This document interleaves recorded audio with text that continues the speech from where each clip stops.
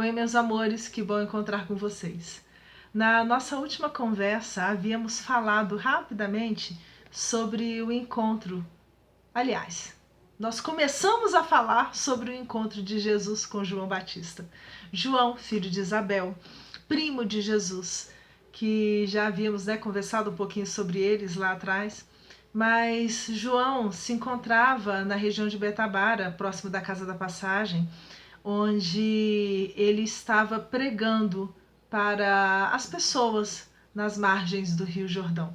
E simbolicamente, porque essa pregação tinha a ver com a necessidade das pessoas reverem os seus atos, repensarem as suas vidas, porque tinha muito tempo que o povo de Israel sonhava com a vinda do Messias.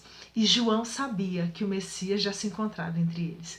E exatamente por causa disso, ele estava convidando as pessoas a reverem as suas ações, a reverem a sua conduta para se prepararem para esse encontro com Jesus, para se prepararem para tudo aquilo que Jesus estava trazendo para a humanidade. E nós comentamos que João estava na beira do Jordão fazendo as suas pregações, batizando as pessoas, que era simbolicamente o ato de abandonar a vida antiga e adotar uma vida nova.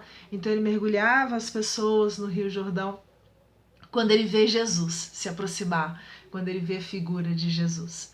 E nesse momento ele grita de alegria, ele fala alto para todos os seus companheiros escutarem. Ele vira para o povo e fala assim: eis o Cordeiro de Deus que tira o pecado do mundo. Esse tira o pecado do mundo não é a ideia de que todo mundo fez tudo quanto é coisa errada que podia e agora Jesus vai vir com milagre, tirou. Não é nesse sentido. João sabia que Jesus era o Cordeiro, no sentido da criatura pura, da criatura sem erros, sem mácula, como a gente fala. E esse ser que João conhecia tão bem, ele veio para ensinar a humanidade inteira, para cuidar da humanidade inteira, o caminho que leva a Deus, o caminho das leis divinas, o caminho do bem, o caminho do amor. E esse tirar os pecados do mundo é porque João sabia que era a missão de Jesus, apresentar para todos nós o bom caminho, o caminho do bem, e nos conduzir por esse bom caminho. Então não é simplesmente a morte de Jesus que vai lavar tudo aquilo de errado que vinha acontecendo. Não, é muito maior. A tarefa de Jesus é trabalhar através dos milênios para que nós aprendamos o que é o amor e o que é o bem. Por isso que ele lava os pecados, ele tira os pecados do mundo.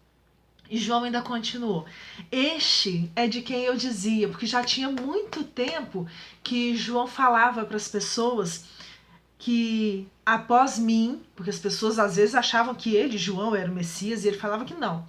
Após mim vem um que é maior que eu, porque existia antes de mim.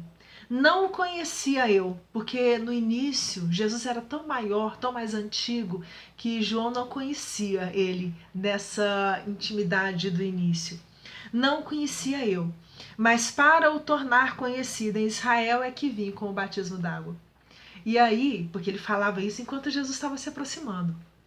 E aí ele vira para Jesus: eu é que devia ser batizado por ti, e tu vens a mim. Sabe aquela emoção? Porque ele estava reconhecendo o Messias. E nesse momento Jesus, amorosamente, conversando com um amigo, com o parente, com o primo, vira para ele e fala: deixa por agora, convém cumprirmos tudo que é justo. Porque era necessário que isso acontecesse para que as pessoas entendessem que aquelas profecias já tão conhecidas deles há tantos séculos se referia àquele momento. E aí, dizem os evangelistas que João se aproxima dele para batizá-lo, para fazer o ritual de mergulhar Jesus no Jordão, simbolizando essa adoção da vida nova, quando ele vê uma luz, que ele identifica como sendo uma pomba, alguns vão falar isso. É uma luz, uma voz vinda de não sei onde. Alguns espíritos dizem que era uma voz que ele não sabia se ele estava ouvindo dentro ou fora dele. Ou seja, ele não tinha certeza se ele estava ouvindo aquilo com os ouvidos do espírito uma mensagem através de um efeito mediúnico, de um fenômeno mediúnico, ou se aquela voz tinha aparecido para todo mundo ouvir. Ele não sabia de verdade isso. Mas essa voz, nesse momento, falou da seguinte forma: este é meu filho querido, no qual pus a minha complacência. Então este Jesus é o meu filho querido, meu filho amado, no qual eu pus a minha bondade, a minha vontade de que as coisas deem certo, porque ele é aquele que estava preparado para fazer tudo aquilo que era necessário. Jesus, quando termina esse ritual, levanta e tranquilamente, do mesmo jeito que ele chegou, ele se afasta. Muitas coisas vão acontecer. E infelizmente João não volta a encontrar Jesus. E ele tinha muita vontade de ouvir, de saber o que Jesus estava fazendo, o que Jesus estava dizendo.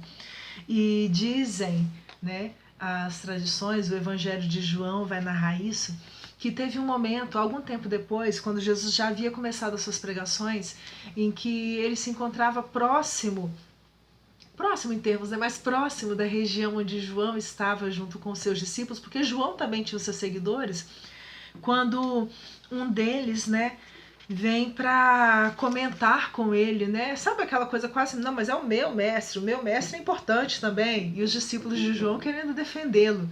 E esses discípulos chegam para João e chama ele de Rabi. Rabi é mestre, né?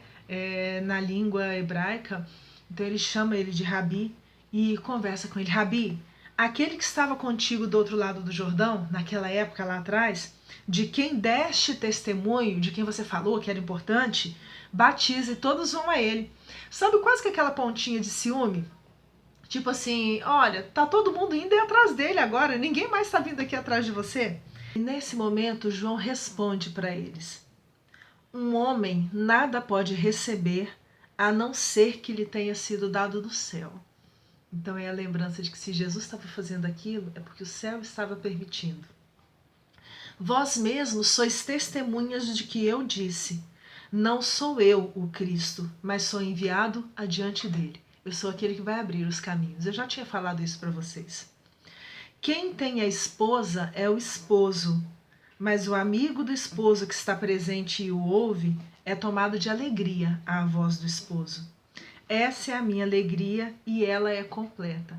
João estava falando na linguagem da época para eles entenderem que a mesma alegria que a gente tem quando a gente vê que um amigo está alegre é o que ele sentia quando via que Jesus estava crescendo, porque ele entendia que vamos dizer assim, o direito de receber toda a glória do que estava acontecendo era de Jesus.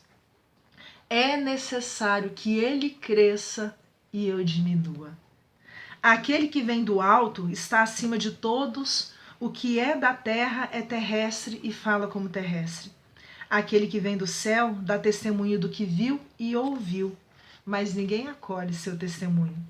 Quem acolhe seu testemunho certifica que Deus é verdadeiro. Com efeito, aquele que Deus enviou fala as palavras de Deus, pois ele dá o Espírito sem medida. Ele estava falando de Jesus.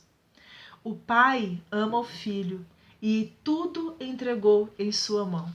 Quem crê no Filho tem a vida eterna. Quem recusa crer no Filho não verá a vida.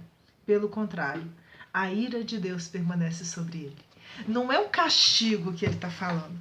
Quando ele fala da questão de que a ira de Deus permanece sobre ele, é para o entendimento da época, o jeito de falar no entendimento da época, mas querendo dizer que tudo se organizaria da forma correta. E aqueles que demorassem para entender permaneceriam mais tempo ainda aqui em dificuldades e em sofrimento. João é preso pouco depois disso. É a última vez em que ouvimos falar de João nos evangelhos. Mas sobre Jesus tem muita história ainda para a gente ouvir. Um beijo grande para vocês.